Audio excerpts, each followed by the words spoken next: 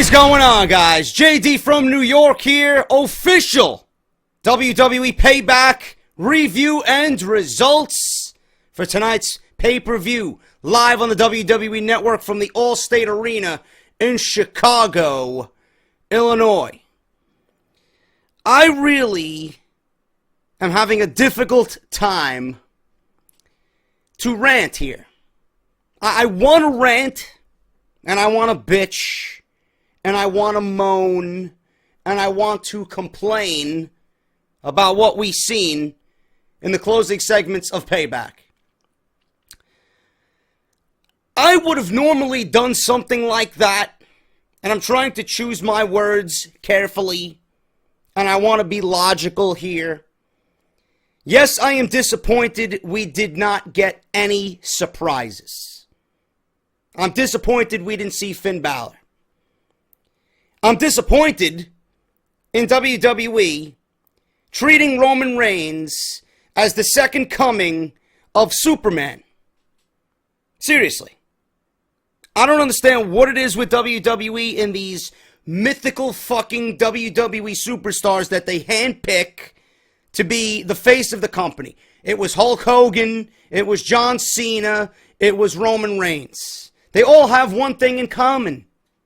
They are continued to be shoved down our throats. Hulk Hogan was the same, John Cena continues to be the same, and now it's Roman Reigns. I don't understand why Roman Reigns has to look so good every single time. I don't understand why AJ Styles has to make Roman Reigns look like $1 million. I mean, for the love of God, the match was great towards the end. After all the fucking shenanigans got out of the way, that's when the match actually delivered. Up until then, when it was a one-on-one match, right after the introductions, Roman Reigns and AJ Styles, they were having a fucking match that could put a corpse to sleep. Slow, methodical. My brother's looking over at me. He's like, Roman Reigns can't wrestle. That's why the fucking match is so slow. AJ Styles moving slowly in the ring. I'm like, when's this match going to pick up? When's this match going to pick up? And then all of a sudden, after that phenomenal forearm in which they both went through the announce table, that's when things started to pick up.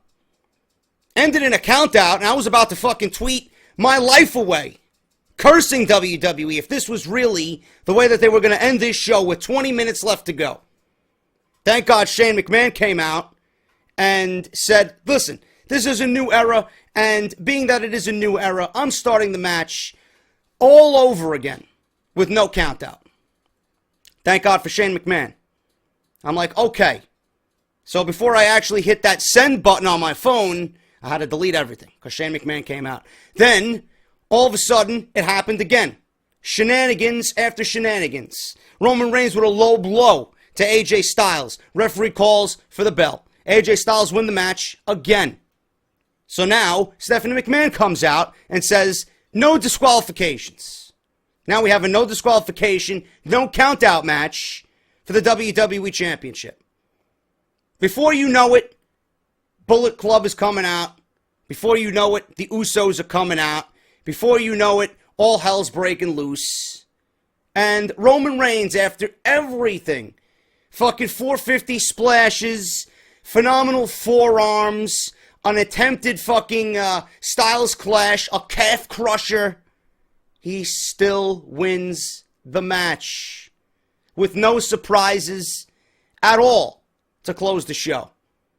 We're left as a whole disappointed. There's no Balor. There's no tease of a turn. There's nothing. Nothing is there. Nothing is there in Chicago but the fucking crowd-altered volume. Roman Reigns holding the WWE Championship under the same circumstances that we fucking watched all year so far. New era, my balls. This is not a new era. That's not what I want to see at the end of the pay-per-view, in which it was dubbed the first pay-per-view of the new era. What are we watching that's new here? Absolutely nothing. Then, I calmed down a little bit before I actually hit record, and I said, you know what? I'm not going to overly be too concerned with it. And I don't want you guys to be overly concerned with it too. Yes, I'm disappointed at those aspects that I just brought up to you. Yes, I'm disappointed that the fucking Bullet Club's involvement meant nothing here. The fact that the Bullet Club has come over from New Japan and they can't neutralize Roman Reigns with AJ Styles. Yeah, I'm disappointed. But AJ Styles immediately gets his rematch. What everybody forgot was that Extreme Rules is 3 weeks away. Extreme Rules is 3 weeks away. Which makes me a little bit more calm about this entire storyline and the way that they're building towards this storyline. Will we see Finn Balor at Extreme Rules? I don't know. I don't know what's going on with Finn Balor.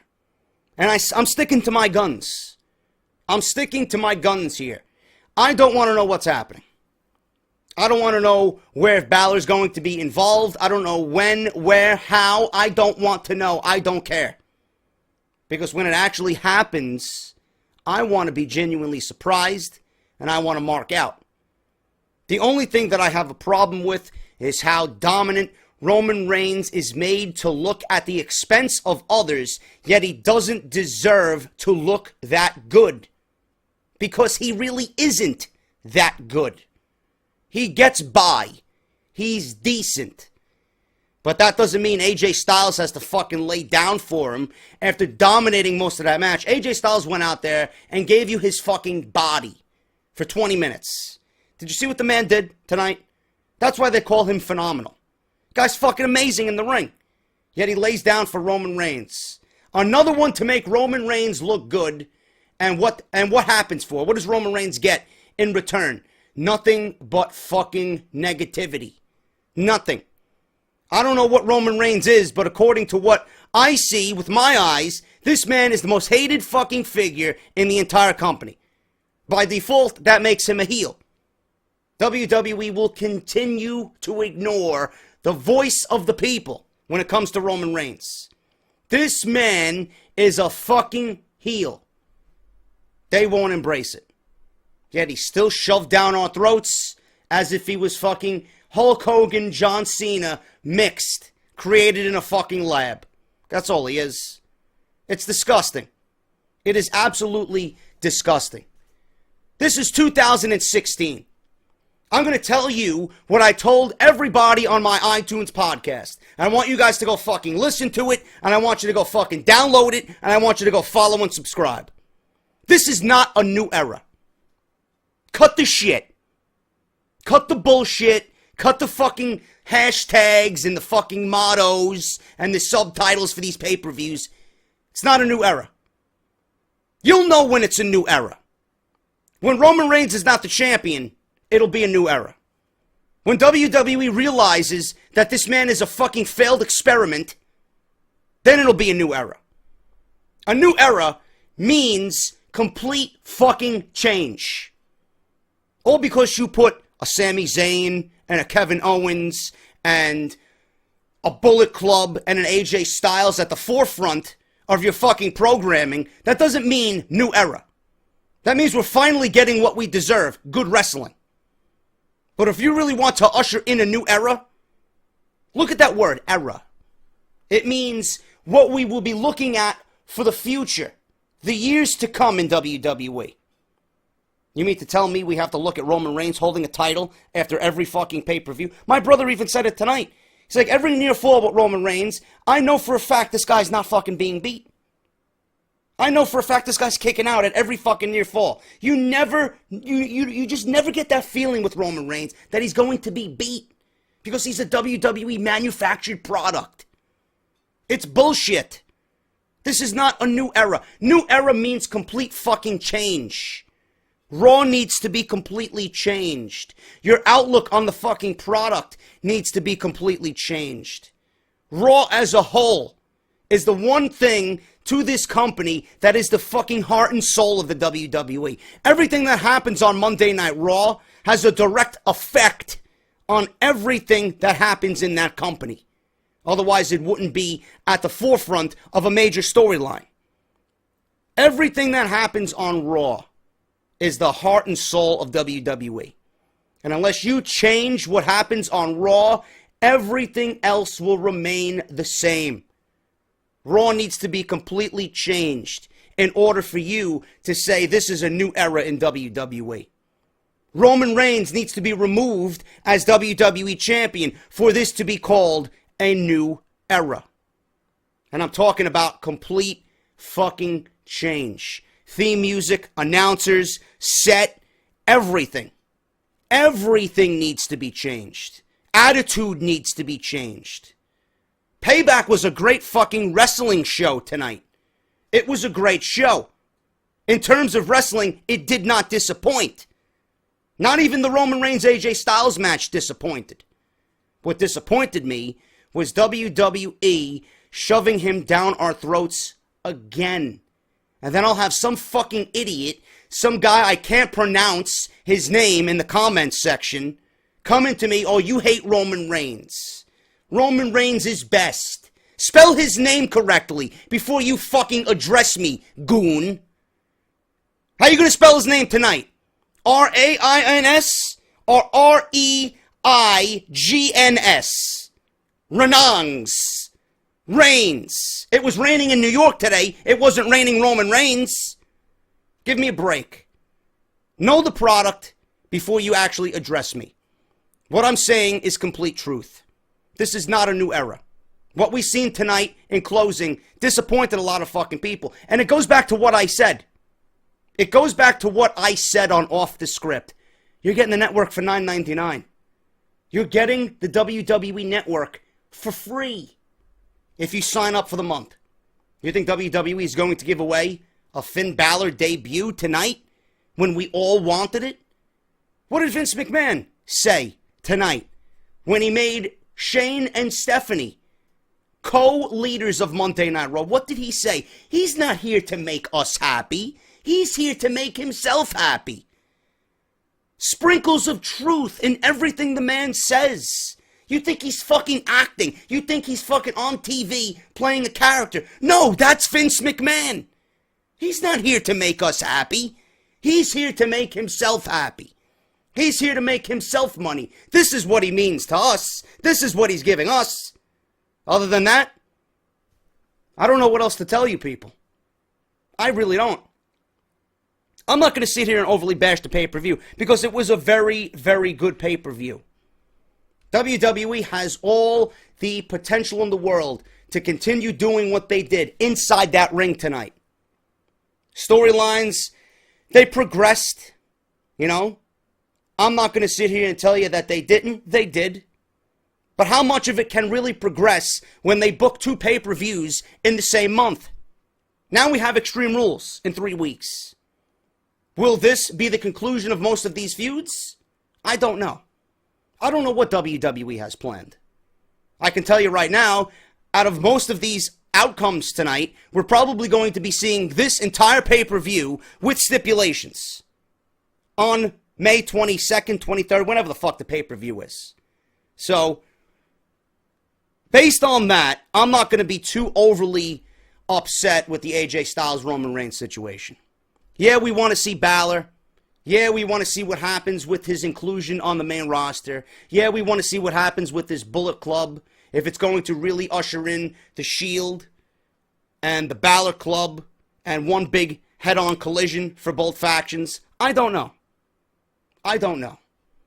All I can tell you is that we're lucky that AJ Styles is getting another rematch so soon. So we shouldn't be overly disappointed in everything. Tonight we're disappointed, but 3 weeks from now, we have another opportunity to see where this leads. We have another opportunity to see how WWE advances this storyline, to see if they could make it right. I've been worrying.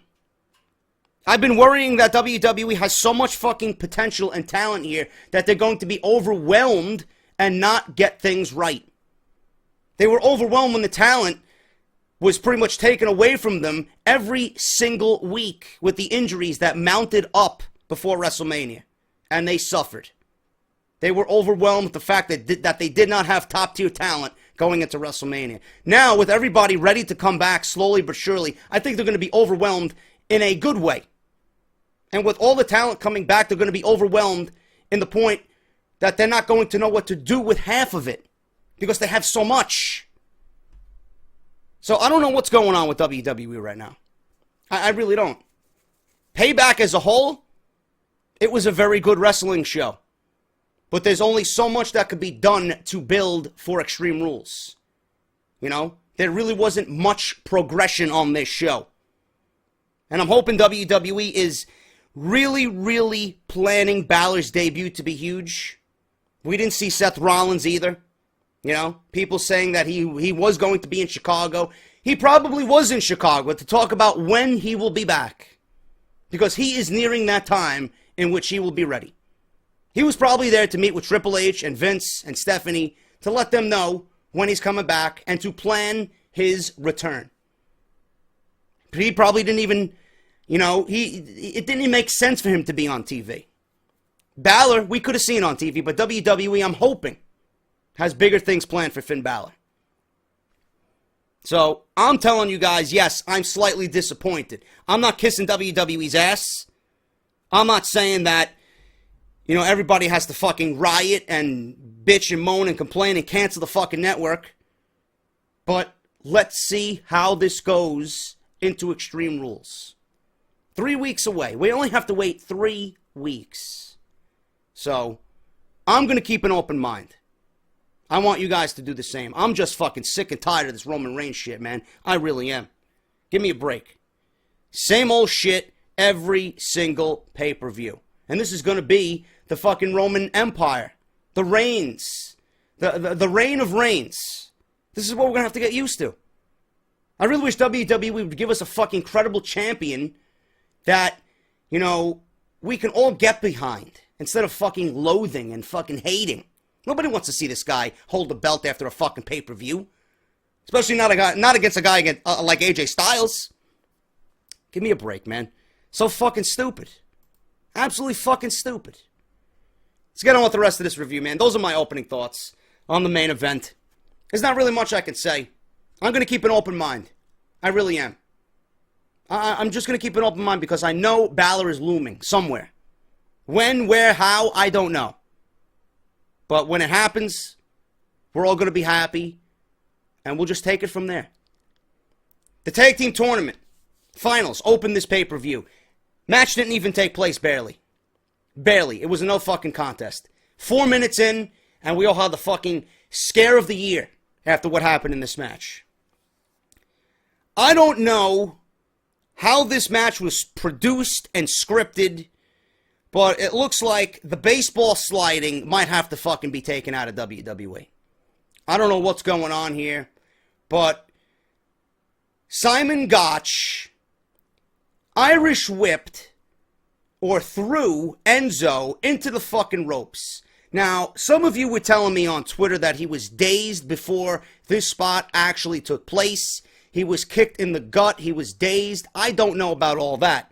But I know the guy was thrown into the fucking ropes, and his head at a fucking force that is unbelievable. I can't even fucking describe it to you. Hit the second rope, and then he bounced off the bottom rope, and he fucking hit his head on the ring apron on the way out of the ring. Guy wasn't moving. Looked like Big Cass was on the outside about to fucking break down into tears. Nobody knew what was going on. Simon Gotch then gets out of the ring and tries to pick this guy up off the floor, Enzo. Tries to pick him up off the fucking floor. Nobody knew at this point what was going on. I doubt he even knew what was going on. The referee tells him to back away, and then we see this. And when you see this, that means there's a fucking problem. The dreaded X sign. Sooner or later, you know, gurneys came out. Fucking EMTs came out. Trainers came out. Officials came out. We didn't know what the fuck was going on. My buddy Omen fucking texted me saying it reminded him of the Owen Hart situation, and I was thinking the same fucking thing, but I did not tweet it. When the Owen Hart thing happened, I watched it live. And when Jim Ross made that fucking announcement, I was watching live. Enzo wasn't moving. PW Insider was reporting that he needed emergency CPR on his way to the fucking back as he was being rushed to the hospital. He was taken to a local medical facility, and WWE replayed it over and over and over again, and it didn't look any better. It actually looked worse in slow motion. Then when they sped it up, I think everybody just fucking stood there in shock to see this man just laying on the floor after the fucking traumatizing moment that he just had. I appreciate WWE filling the announcers in throughout the night on his progress. And I'm here to tell you that Enzo was diagnosed with a concussion. All other tests tested negative. He has a concussion. I don't know when he's going to be back. I don't know what's going on. But that is the best possible news we can get from Enzo about this situation. God forbid it was any worse. He could have died tonight. He could have died. I'm not blaming the vaudevillains. It was one of those things that was just a freak accident. Accidents happen in the ring every single time you go out there. This was just one of those freak accidents. I'm not blaming Simon Gotch. I'm not blaming the vaudevillains. I'm not blaming who produced this match. It was just a freak accident. I don't think that they planned for this to happen. Maybe it was a miscue on Enzo and he slid too late. Maybe he was supposed to slide a little bit earlier than he did, and it resulted in a concussion. He's lucky he walked away with a concussion and he wasn't fucking killed in the middle of that ring tonight. You know? We're happy about that. This team's got too much potential, and they are riding such a fucking blaze of momentum that if he was out for an extended period of time, I don't know what the fuck would happen, man. That would be a huge blow, not only to the WWE, but to the fucking tag team division and what they got planned for these guys. I don't even know what happened. It was a no contest. So, sooner or later, this match is going to have to happen again. This could create even more intrigue for the tag team division. The New Day was out there eating fucking pizza and drinking Slurpees and having a fucking pajama party on the outside. They were sitting on one of them big, those big fucking game room balls, those fucking huge foam balls, whatever the fuck, man. You know? They were just sitting out there chilling, taking pictures, filming the fucking match. Before you know it, everybody's got fucking shock and awe on their face because Enzo's not moving, not breathing. So, we're lucky Enzo walked away with merely a concussion. Could have been fucking worse. It looked ugly when it fucking happened. I was shocked when it initially happened. I'm like, that's not good. That is not good at all. So this can definitely create an intriguing program between these two teams now. We just don't know when Enzo's going to be coming back. And they said that they will have more on Monday Night Raw. Pray for Enzo, that it's a speedy recovery and that he will be able to get back in the ring. You know, because that was fucking scary tonight. One of the matches I was looking forward to ends in a no contest because Enzo was seriously hurt when the referee came out and gave us the X symbol. Things were called off 4 minutes in. He was rushed to the hospital. Could have broke his neck. Ended up with a concussion. The best possible situation happened to Enzo tonight. So pray for Enzo. He'll be back, hopefully, very, very soon. Sami Zayn versus Kevin Owens. Now, my initial first thought here was that Sami Zayn and Kevin Owens were going to be given the remaining time that Enzo, Cass, and the Vaudevillains did not get because of that injury that happened to Enzo.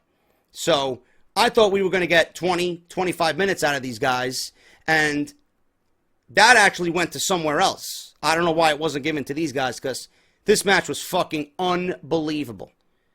They had the crowd eating out of the palm of their hand. Sami Zayn and Kevin Owens, I am telling you right now, the way these two gel together, the way that these two work together, not only will this be a feud over the Intercontinental Championship going into SummerSlam, because Kevin Owens won this match. He declared he wants the Intercontinental Championship back. I believe the Intercontinental Championship is going back to Kevin Owens because this will give us something that we haven't been given in years. An Intercontinental Championship match at SummerSlam that not only will make both men in the ring better, but it will make the Intercontinental Championship the second most important title in that company. When you have two guys like Sami Zayn and Kevin Owens putting on matches like that tonight, and you add a title to the mix to be fought over, by default, the title is that much important. SummerSlam, Zayn, Owens, IC title. That is my prediction. You want to throw in a fucking ladder match? Let's recreate Shawn versus Razor. That's my prediction for SummerSlam in Brooklyn. This match was unbelievable. 15 minutes, it could have won another 10. They had everybody glued to the fucking television. Towards the end of this match, Sami Zayn dove through the ropes for his tornado DDT. That was countered into a, actually he nailed that, and he was in the ring for a tornado DDT. He countered that, Owens did, into a backbreaker, and Kevin's face pretty much told the entire story. Another pop-up powerbomb pretty much ended this at 14 minutes and 28 seconds. That was the theme of the night. Pop-up powerbombs to Sami Zayn. Kevin Owens really was solidified by WWE, leaving Payback as the uncrowned champion. And that's what you want. You want to solidify someone like Kevin Owens as the guy who wants his belt back. By default, Sami Zayn looked good. In defeat, Sami Zayn looked fucking great. They even had Sami Zayn come back out after fucking all that he went through with Kevin Owens and attacked him at ringside in the next match, which was the IC title. Cesaro versus The Miz. I really wasn't into this match all that much because it's tough for me to buy into The Miz again. Cesaro, I can buy into. But this match ended because Sami Zayn and Kevin Owens, again, brawling for no apparent reason on the outside. Owens was actually on commentary for this match, and he did a phenomenal job. Boot JBL out of there. Boot Saxton out of there. If I have Michael Cole and Kevin Owens on commentary with Kevin Owens jabbing at Michael Cole all night, I'll be a happy man. I would be a happy man. Owens, Cole, stop telling me what I'll have to do. And he mentioned something about putting the fucking people to sleep every Monday night with his fucking voice. Yeah, that's exactly what he does.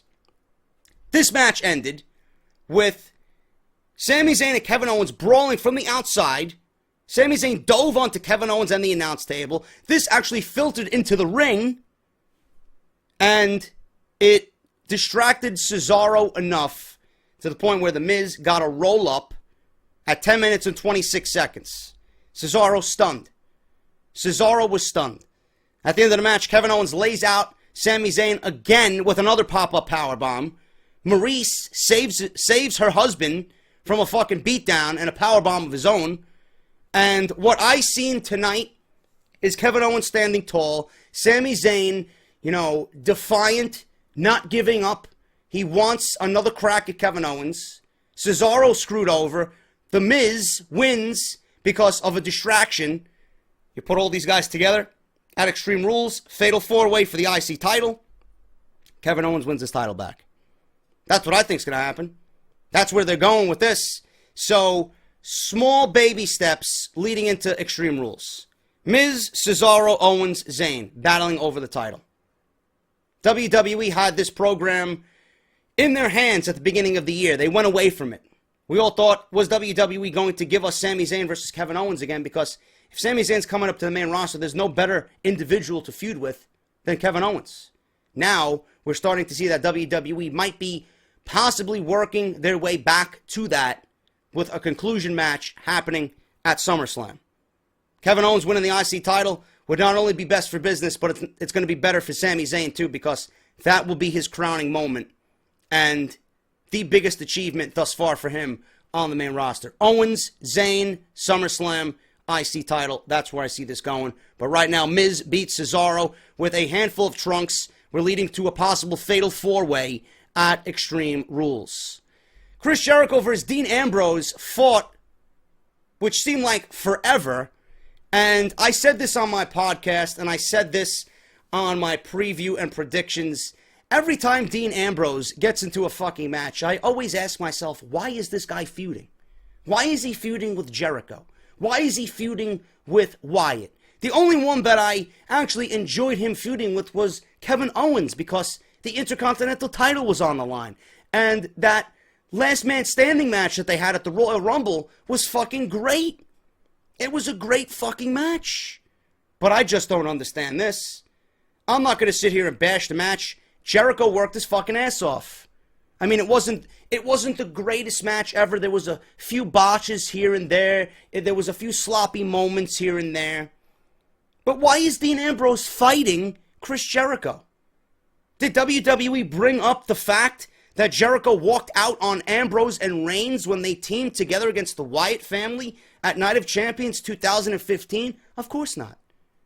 We're supposed to forget that. We're the dumb fans who watch the product. We don't remember what happened in 2015, September. So why is Dean Ambrose fighting with Chris Jericho? Because he makes fun of his jacket, his light bright jacket, his Christmas tree jacket, his $500 scarf, his shiny shoes, the fact that he's old. Give me a break. Give me a break. This match was built up off nothing but Ambrose taking over the highlight reel with Chris Jericho and renaming it the Ambrose Asylum. Now, if there was a title on the line here, I would be a little bit more invested in this match. But these guys went 18 minutes, and what were they fighting for? What were they fighting for? You gotta understand, you can go out there and give me a 5-star fucking match. If there's no story to it, it automatically brings it down to a 3-star match. Stories and angles and storylines are what make wrestling great. If these guys have nothing to feud over or fight over, why am I going to be interested? It makes no sense. Ambrose at least got the win here. Dirty Deeds, which was a very sloppy ending, by the way. Very bizarre ending. 18 minutes and 18 seconds, Dean Ambrose beats Chris Jericho with Dirty Deeds. I don't know if this is the end of this feud. Probably not. Being that Extreme Rules, like I said, is 3 weeks away, everything we see here is going to be rehashed at Extreme Rules with some type of stipulation. So we're looking at Payback 2.5 at Extreme Rules. Ambrose wins, beats Jericho, and still, after all this, I don't know why these guys are fighting. I don't know. Women's title match, Charlotte versus Natalya. I'm enjoying the Divas Revolution. Oh, the Divas Revolution, man, please. Please, hand me a fucking news. I keep saying Divas, man. That's how poisoned we've been with WWE. They poisoned you. The Women's Championship match, the Women's Revolution in WWE is a great one. And it's going to get better. I believe that. Charlotte versus Natalya. Charlotte with Flair, Natalya with Bret Hart. Bret Hart had this look on his face as if he doesn't give a fuck about being there. He doesn't want to be there. The story going into this was Bret Hart. He said he had no desire to be there, that he was only there for Natalya, and that he thinks the WWE creative team are a bunch of fucking idiots, and that Triple H and Stephanie McMahon only care about getting themselves over and not the talent that they work with. So how does WWE give us a women's title match? Everything was fine. Everything was fine up until the ending. But this is a new era though, right? This is a new era in WWE, correct? Correct me if I'm wrong. Wasn't Payback the first pay-per-view of the new era? It's 2016. Why is WWE reliving 1997? I don't know. Whoever booked this ending to this match is an absolute fucking retard. You ruined a good match. Not going to sit here and tell you it was the best women's match I've ever seen. In fact, Charlotte versus Natalya had much better matches. The match at Roadblock was better than the one tonight. But tonight was good. They could have done without the fucking ending. They recreated the Montreal fucking screw job, but it wasn't Earl Hebner. It was Little Nate, Charles Robinson, who is a Ric Flair mega fan, by the way. If you watch or listen to Chris Jericho's podcast with him on it, talks about how big of a fucking Ric Flair fan that he is. So they ring the bell without Natalya tapping, and Charlotte retains the title. I'm sitting there with my brother dumbfounded, asking myself, what the fuck's going on? Bell rings, and Natalya's not tapping. Charlotte's holding up the belt. What the fuck are they doing? I thought this was a new era. Obviously not, if they're reliving 1997. What a terrible fucking way to get through this match. I'm sure WWE could have brainstormed and come up with something better. There's no reason to have Bret Hart there and have him relive the fucking pain and agony of what happened in Montreal. You think he wants to be a part of that or remember that? Give me a break. You mean to tell me you couldn't come up with something better for these women? You have to subject yourself to that bullshit, that campy bullshit. Give me a fucking break. What does it do? It does nothing for me because I was disgusted by the ending. What a terrible fucking ending. But what it does is it gives us another match. Yet another match that we've seen tonight that we will see at Extreme Rules under some type of stipulation. Maybe Bret Hart and Ric Flair are not by ringside. I don't know. Charlotte beats Natalya with a sharpshooter when she didn't tap at 13 minutes and 4 seconds. And then at the end of the match, Bret and Natalya, Bret struggled with this one, you could see. But Bret and Natalya put on double sharpshooters. Bret on Flair, Natalya on Charlotte. Shane McMahon, Stephanie McMahon, and Vince McMahon. There's really nothing to say here. There really isn't anything to say here. Okay? I discussed this on the podcast. I discussed this on Off the Script on YouTube, iTunes, Podbean, wherever I'm available. I discussed this. This has been rumored, you know. First it was Stephanie, then it was fucking both of them, then it was Vince McMahon announcing a brand split. It ended up being Vince McMahon announcing both Stephanie and Shane to run Monday Night Raw. Okay, this was expected. Very anticlimactic. People were kind of anticipating this to happen. When the announcement was made, nobody was shocked. You know, is this going to lead to better television? I don't know. I don't know. All I know is this new era, stop it. It's not labeled. Don't label anything. It's not a new era. Okay? Monday Night Raw, and I'm going to reiterate this again for everybody that is a fucking goon listening to me. I don't know where this is leading. I can give you an idea, but I could be wrong. I don't know. This really could lead to a brand split if WWE wanted to go down that road, which I don't think is the right opportunity, the right time to do it now. Brand split means added titles. It means differentiating the brands from one another, you know. One brand completely separate from the other. You don't want that. This is one company. You are one brand. You have two shows. It's not that difficult to book Monday Night Raw and then book SmackDown. And whatever happens on SmackDown directly has an effect leading into the next Raw. And then Monday Night Raw into SmackDown. And so on and so forth. It's not that fucking difficult to produce television that way. The way WWE is going right now is that they made SmackDown unimportant. They booked SmackDown like trash. They book Raw like trash. They are to blame.